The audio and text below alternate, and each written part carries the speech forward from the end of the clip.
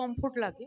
তো অনেক সময় হয় কি, দুটো হয়তো গাইলাম, পরে হয়তো নিচের দিকে আসতে হলো, তখন একটা প্রবলেম হয়ে যায়। মানে আমি যদি নিচের দিক থেকে ওপরে যাই তাহলে ঠিক আছে, কিন্তু ওই সেটা হয়তো একটা রেয়াজের সমস্যা, সেটা আপনাকে রেয়াজের না। পাধানি সারে গামা পাধানি সারে গামা পা পামা গারে সানি দা পামা গারে সানি দা পা, এই ডাইমেনশনটা এক রাখতে হবে। আমাদের লো যখন আমরা গাই আমরা এক্সট্রা এফোর্ট দিই, জোরে বলতে হবে যেহেতু লো। উপরে গাইতে গিয়ে আমাদের আর স্ট্রেন থাকে না। দেখবেন মোস্টলি এই সমস্যাটা যখন হবে, আপনার উপরের গলা মানে আপার অক্টেভের গলা, লোয়ার অক্টেভের গলা দুটো সাউন্ড আলাদা। উপরে গেলে একটু স্টিল লাগে গাইতে, গলাটা চেঞ্জ হয়ে যায়, কারণ আমরা চেপে গাওয়ার চেষ্টা করি। নিচে গাইতে গেলে একটু বেশি এফোর্ট দিই, সেজন্য গলার আওয়াজটা দুটো অক্টেভে অন্যরকম হয়ে যায়। ওই প্র্যাকটিসটা করতে হবে, ওটা একটাই প্র্যাকটিস। পা, নিচের পা থেকে শুরু করে পা ধা নি সা রে গা মা পা ধা নি সা রে গা মা পা পা মা গা রে সা নি ধা পা মা গা রে সা নি ধা পা। একরকম শুনতে লাগছে, এই শোনাটা দেখবেন আপনার ক্ষেত্রে আলাদা, কারণ এই ব্রিজটা আপনি প্র্যাকটিস করেননি। ব্রিজটা প্র্যাকটিস করতে হবে নিচের পা থেকে তার সপ্তকের পা, প্রথমে যাবে না। যদি এটা প্র্যাকটিস করতে পারেন তাহলে দেখবেন নিচে গাইতে আর উপরে গাইতে কোনো রকম আনকমফোর্টেবল লাগছে না। এরকম কোনো নিয়ম নেই যে নিচে বেশি রেওয়াজ করলে খরচ বেটার হয়, ওপর খারাপ হয়ে যায়, উপরে বেশি রেওয়াজ করলে খরচ খারাপ হয়ে যায়, না, এরকম কোনো বিষয় না। ওটা এক একজনের, কিন্তু একটা খাওয়া দাওয়ার সাথে অক্টেভের একটা চেঞ্জ হওয়ার বিষয় থাকে। দেখবেন যারা বেশি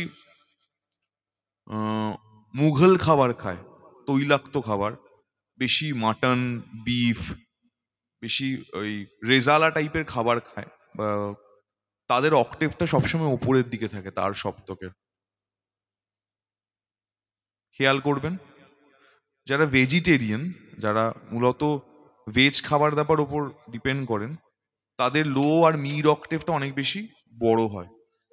যারা খুব পাকা হুয়া খানা বলে না, লখনৌই খানা, ওই জন্য দেখবেন যারা সুফি গায়, কাওয়াল গায়, তারা খুব ওই ধরনের খাবার খায়। তো শুনবেন না সুফি কেউ গায় বা কাওয়ালরা শাকসবজি খাচ্ছে, সকালবেলা উঠে স্যুপ খাচ্ছে, তারা ব্রেকফাস্টই করে মাটন, হালিম, রুটি এসব দিয়ে।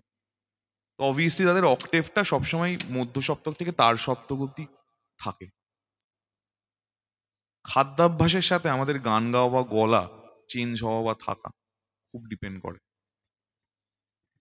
Thank you. হ্যাঁ, অনেক কিছু। পাকিস্তান বা মিডল ইস্টের লোকেরা এত বেশি মাংস খায়, তাই জন্য শরীর হিট থাকে সবসময়। রেড মিট খায়, পর্ক, বিফ, মাটন এত খায়, আর তেল বেশি খাওয়াতে। নর্থ ইন্ডিয়ান লোকেদের দেখবেন গলা ওই জন্য সবসময় তাড়ে থাকে। সব কোনো পাকিস্তানি সিঙ্গারকে যারা খুবই পরিচিত তাদের দেখবেন না যে খুব মিড অক্টেভে, মেহেদী হাসান সাহেব একমাত্র যিনি, এবং তার গায়ন ভঙ্গি, এবং মেহেদী হাসানের যদি বায়োগ্রাফি পড়েন ওনার খাদ্যাভ্যাসটা দেখবেন পুরো অন্যরকম বাকি সিঙ্গারদের থেকে। নুসরাত ফাতে আলী খান এরকম এরকম পরিমাণে মাটন খেতেন, বিফ খেতেন। খাদ্যের অভ্যাসের জন্য মানে সুরের তারতম্য থাকে। সুরের তারতম্য থাকে সেটা বলতে পারবো না আমি, মনে হয় না আমার থাকে বলে, কিন্তু খাদ্যাভ্যাসের সাথে অক্টেভ চেঞ্জ হয়। মানে আপনার লো মিড সেকশন ভালো থাকবে যদি আপনি পুষ্টিকর খাবার বেশি খান। মিড লো সেকশন, জগজিৎ জি খুব হেলদি লাইফস্টাইল ছিল, হয়তো মদ্যপান করতেন কিন্তু তা সত্ত্বেও খুবই হেলদি, মানে আনহেলদি খাবার দাবার খেতেন না খুব একটা। এই তো আপনার এ তোলা উচিত নয়, জিম করা উচিত নয়। ওয়ার্কআউট মানে ফ্রি হ্যান্ড, জিম করা একদম, কারণ এটাও মাসেল, এটাও মাসেল। আপনি এটাকে শক্ত করছেন, এটা যে শক্ত হবে না তার তো কোনো গ্যারেন্টি নেই। সেটা সেটা এবার দেখুন এক একজনের হেরিডিটারি। সোনু নিগম শোতে ওঠার আগে 2 ঘন্টা জিম করে তারপর ওঠে, শো থেকে নামার পর 2 ঘন্টা জিম করে। এবার সেটা তার বডি, কার বডি কি কি পারমিট করে সেটা তো আমি বলতে পারবো না। এবার আপনার যদি মনে হয় যে কসরত করলে আপনার গাইতে সুবিধা হচ্ছে, এটা তাহলে করবেন, করবেন। কিন্তু আমার মনে হয় মানে লোহা তোলাটা একটু অ্যাভয়েড করা বেটার। হ্যাঁ, ট্রেডমিল জগিং তো বলতেই পারছি, কিন্তু লোহা তোলা অনেকে হয় না যে 20 কিলো 30 কিলো নিয়ে এই করে, লিফটিং করে, লিফটিং করা ঠিক নয়। এই মাসেলে টাইট হচ্ছে, আপনি তো এই মাসেলটাকে হ্যাম্পার করছেন। আর কি প্রশ্ন আছে বলো? হ্যাঁ, মাইক দাও। মাইক কোথায়? বলছি কতক্ষণ রেওয়াজ করতে হবে? কতক্ষণ করিস তুই? Half hours. ঠিক আছে, ওটা থেকে শুরু করতে হবে। আধ ঘন্টা থেকে 8 ঘন্টা, ওই মানে আধ ঘন্টা থেকে 8 ঘন্টা, এইটা হচ্ছে টাইম লিমিট। এর মধ্যে যেটুকু সময় করলেই হবে। কেন 8 ঘন্টা রেওয়াজ করা কি আছে, ছুটির দিনে তো করাই যায়। হ্যাঁ, 2 ঘন্টা ঠিক আছে। তবে বেশি রেওয়াজ করা লাইট মিউজিকের জন্য, মানে বেশি গমকের রেওয়াজ, গমকের রেওয়াজ বেশি করা উচিত নয় লাইট মিউজিকের জন্য। কার কি প্রশ্ন বলো? প্রশ্ন নেই কারো? এ কি, কত ইন্টারেস্টিং প্রশ্ন আমি শুনবো। বল, ওই দামোদর হাত তুলেছে, দেখ তো মাইক দাও। ঠিক ঠিক মঞ্চের আগে অবধি ঠিক থাকে, ওঠার পর নার্ভাস হয়ে যায়। নার্ভাসের সাথে কি শব্দ যুক্ত আছে? না না, সেই রিলেটেড ডাক্তার কি আছে? না আমাদের নার্ভ বেটার জায়গায় নিয়ে যায় কি কোন ডাক্তার? নার্ভিওলজি, আমাদের যে কোনো রকমের প্যালপিটেশন, আমাদের যে কোনো রকমের ভয়, হাত ঘামা, পা ঘামা, সাইকোলজি, সাইকোলজি, সাইকিয়াট্রিস্ট। তোমার নিজের কাছেই তো উত্তর আছে। আমাদের প্রতিটা মানুষের একজন করে সাইকোলজিস্ট দরকার, প্রত্যেকটা মানুষের। আমি জানি না দুর্গাপুরে কোনো কাউন্সিলিং আছে কিনা, বা আমার মনে হয় লক্ষ্মীদের এরপরে একজন সাইকোলজি, সাইক্রিয়াটিস্ট বলছি না কিন্তু সাইকোলজিস্ট, একজন সাইকোলজিস্টের মানে ম্যান্ডেটারি একজন মিউজিক ক্লাসে একটা ওয়ার্কশপ করানো, ম্যান্ডেটারি। পুরোটাই তো আপনার মাথা। তাতেও কিছু হয় না আমার।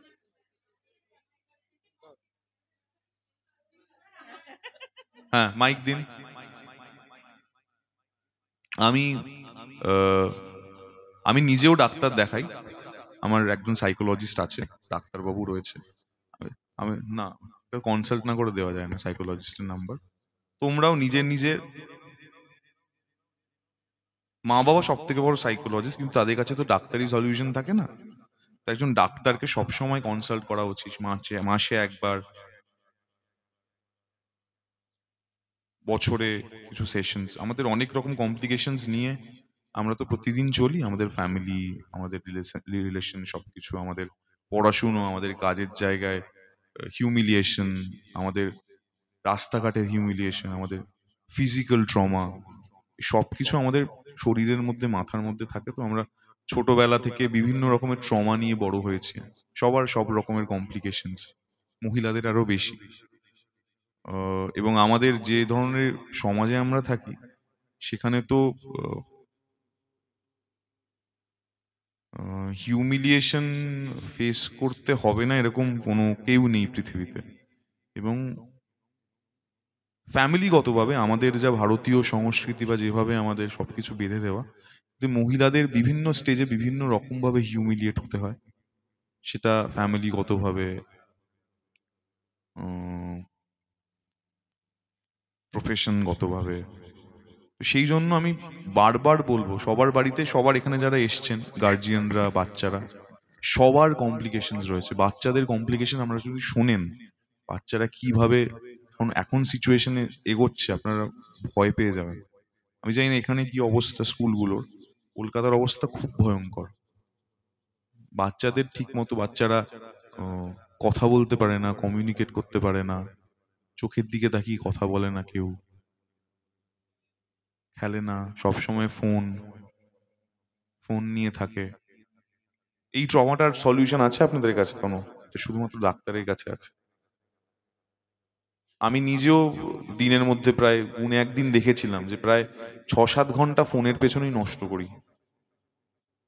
অন্যে কি করছে, কি করা উচিত সেটা দেখে কাটিয়ে দিই। তো এটা সাইকোলজিস্ট ছাড়া আমাদের কোনো ভালো থাকার উপায় এই মুহূর্তে নেই, এটা দিনে দিনে বাড়বে। তো সবাই প্লিজ একটু সাইকোলজিস্টের কনসাল্ট করুন, এবং ভালো সাইকোলজিস্ট। বলুন, প্রশ্ন বলুন। আমি জিজ্ঞেস করছিলাম যে রেয়াজ কি সকালে করাটাই বাঞ্ছনীয়, মানে সকালে ধরুন আমি টাইম পেলাম না, তো পরে কি যে কোনো সময় সেম রেয়াজ কি করা যেতে পারে? হ্যাঁ, মানে যে কোনো সমস্যা, রেওয়াজের কোনো সময় নেই। মানে যেমন একটা কথা শুনি যে ভৈরব সকালেই করতে হবে, সেটাকে আমি করতে কিন্তু গেলে ভৈরব রাগের বা ঠাটের হ্যাঁ, ওটা লিখে দেওয়া আছে, আপনি যে কোনো সময় করতে পারেন। সেটা আমি বিকালে করলেও বা দুপুরে না। করলেও কোনো ক্ষতি নেই, তো ক্ষতি সময় মানে পেলেই আপনি কি ভৈরব গাইলে এসে তানসিন এসে বলবেন যে না ভুল হচ্ছে? অ্যাকচুয়ালি আমার জানা নেই, ওই জন্য না। আমি এটা জেনে নিচ্ছি আমি। কোনো রাগ বা কোনো ঠাট বা আপনার গাইতে ইচ্ছে করছে কোনো কিছু, তা নিয়ে পৃথিবীতে কারোর কোনো সংশয় নেই। আচ্ছা, সময় বেঁধে দেওয়া থাকে তো, কিচ্ছু লেখা না, থাকে, না, না, ওটার না। জন্য জিজ্ঞেস করি। খুব বোকা বোকা এটা। তা আমরা তো এখন স্বরলিপি রেখে রবীন্দ্রসঙ্গীতও গাই না, কি আছে তাতে? কিছুই নেই। Thank you. যে কোনো সময় যে কোনো রাগ, যে কোনো সময় যে কোনো রেয়াজ বা রেয়াজ করা যায়। বলুন আর কার কি প্রশ্ন? বল।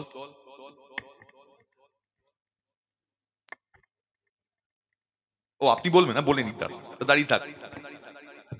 বলুন। আচ্ছা, বলছি যে কি ধরনের রেওয়াজ করলে আরো গলার মধ্যে আরো মিষ্টতা, মানে আরো শ্রুতি মধুর হবে ব্যাপারটা, বা গলার একটা গলার মধ্যে একটা মিষ্টতা ভাব আসবে, এটা কি কি ধরনের রেওয়াজ করলে হবে? গলার মধ্যে মিষ্টতা আসবে কি ধরনের রেয়াজ করলে? আহ, দাঁড়ান, আপনার গান শুনে সেটা আমি বলতে পারবো।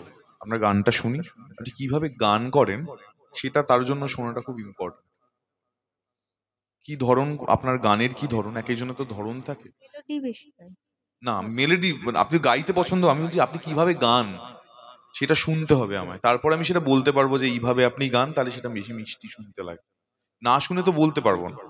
শুনেনি আপনার গান, ঠিক আছে, নেক্সট। আচ্ছা গেয়েই নিন আপনি, দাঁড়ান এই দিন। কেন গান কি আছে, এই যে লজ্জা পাওয়ার কিছু নেই। কি গাইবেন বলুন? কিছু কি তাকে স্কেল বি হয়, বি বা সি, সি মেজর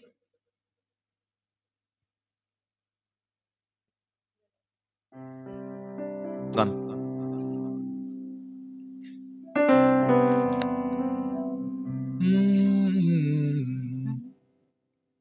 দেখেছো কি তাকে ওই নীল নদীর ধারে, বৃষ্টি পায়ে পায়ে তার কি যেন কি নাম, জলে ভেজা মাঠে আকাশে হাত বাড়ায়, মেঘের আড়ালে ভেসে থাকা সেই রংধনুকে যাই দেখেছো কি তাকে ওই নীল নদীর ধারে, বৃষ্টি পায়ে পায়ে তার কি যেন কি নাম, জলে ভেজা মাঠে আকাশে হাত বাড়ায়, মেঘের আড়ালে ভেসে থাকা সেই রংধনুকে যাই দেখেছো কি তাকে ওই নীল অন্তরা গান। নদীর ধারে,